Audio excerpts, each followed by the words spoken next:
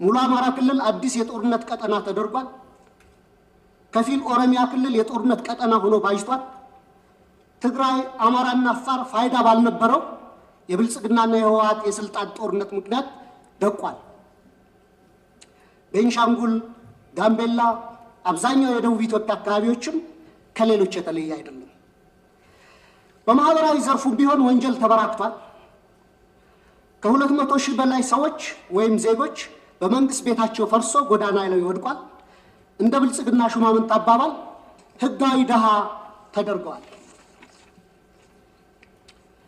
በሚሊዮን የሚጠጉ ዜጎችን በሰሜኑና በምዕራቡ የሀገራችን ክፍሎች በነበረው ጦርነትና ማንነት ተኮር ጥቃቶች የውስጥ ተፈናቃይ ሆነው የሰቆቃ ኑሮ ይገፋሉ።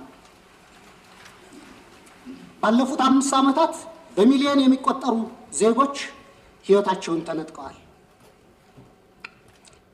ለዚህ ሁለንተናዊ ሀገራዊ ብስቅልቅል ቀውስና ውድመት ወይም ሀገራዊ መክሸፍ ዋነኛ ተጠያቂው የብልጽግና መራሹ መንግስትና የእርስዎ የወደቀ አመራር ወይም ፌልድ ሊደርሺፕ ነው።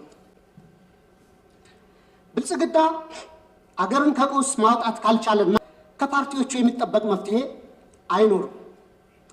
ክቡር ጠቅላይ ሚኒስትር፣ ለወደቀው የእርስዎና የብልጽግና ፓርቲው አመራር መፍትሄው ምንድን ነው?